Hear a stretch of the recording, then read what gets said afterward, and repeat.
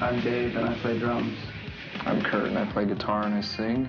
And I'm Chris, and I play bass guitar. We don't know where we're at. You're at the Hard and Heavy office. Okay. The songs about lazy teenagers and apathy are just, nobody cares about anything anymore. So. You feel that's true? Yeah, nobody cares. You know, That's pretty obvious. more people smoke marijuana in the United States than voted for George Bush. Think about it. It's that feeling of getting on stage and playing to the people, you know, really. Kind of like the Bette Midler and the Rose vibe. Yeah. You know how you can just relate with the audience? You connect. There's definitely this spiritual. Like, see, energy comes out of the outlets into our amplifiers. And then And we the energy feed comes out of off us, and it goes into the audience, and they bounce it back, and we just play catch with some vibes. energy with vibes. Wow. Growing up in Aberdeen, Washington, there was a lot of logs And trees. and a lot of trees. Well, and a lot trees of, came before logs, right? and a lot of trees getting cut down, and there's a lot of people whose lives revolved around trees getting cut down. And then now the trees are all gone, and they want to go after the last trees, and so there's some angry people there. We just had like a little scene there. Like we Just a discovered, group of friends. we discovered punk beatniks. rock. Yeah, we were like, Like redneck beatniks, though, kind of. Beatniks with flannel shirts. We haven't worked for 2 years. And I encourage anybody not to work. Working can wait. I say slack off, because you're only going to be alive for 70 years if you're lucky, right? And we just contribute to this sick, materialistic society, so slack off. Big deal. You know? Have fun. Smoke pot. Smoke pot. Drink beer. Booze. Inhale. Take. Get each other pregnant. Yeah. No, don't get pregnant. Reproduce. Don't reproduce. What would be a good scam? Clench. Let's say kids out there are taking your advice. Give them a hint on a good scam to get Bust into a Sell car, the get food a radio. Pawn it. Learn to play pool real well. Yeah, learn to play pool. Hustle on the street. Learn to play cards. Yeah. Pedal the ass that God gave you. Buy nitrous. Oh, do you know what my pet peeve is?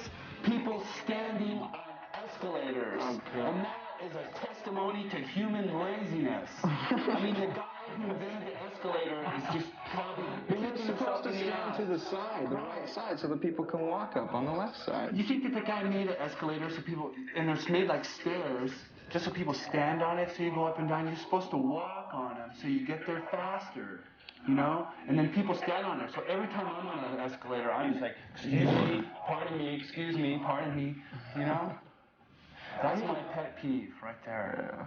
And I'm going to do something about it. And I'm urging you to do something about it. Write your congressman, get a group together, and I think we could do something about this.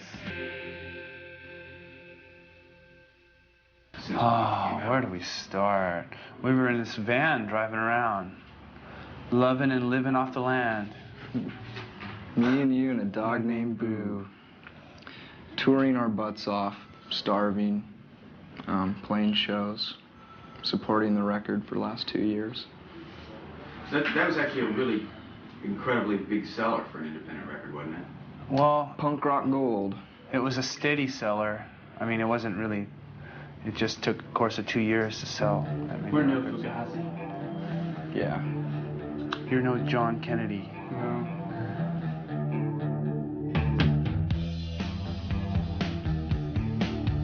I've always loved the Beatles and stuff like that too, you know.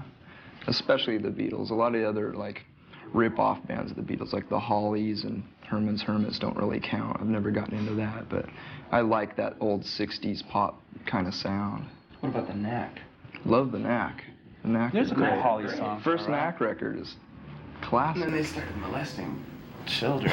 Yeah. Jeez. But it's just the 3-minute pop song with, like, you know, verse, chorus, bridge, chorus.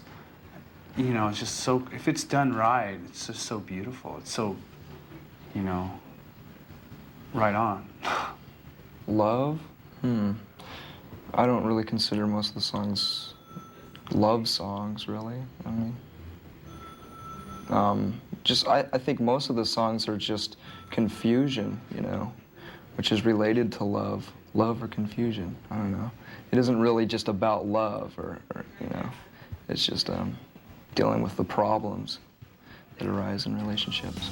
So now that you guys are on Geffen, has the sort of predictable indie heroes sell out to a major label backlash hit you yet? No, nobody's We really. hope so.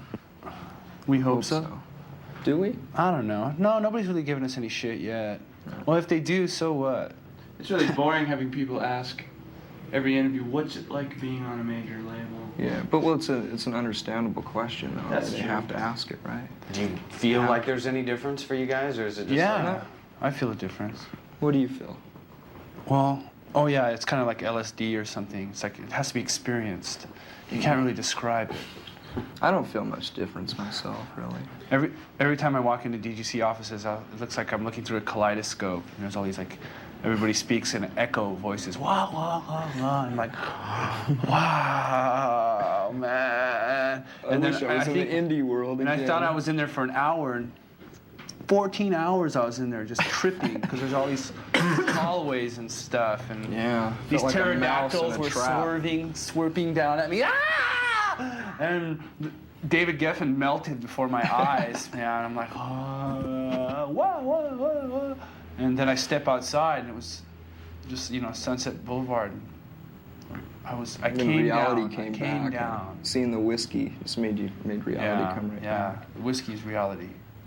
They leave you guys pretty much alone just to do what you do? Or do they, like, call up and go, where's the hit, or any of that stuff? No, they know better than that. Yeah. They don't know not to mess with us. Yeah, Because, they know better. If you could piss me off. Are you razzing me?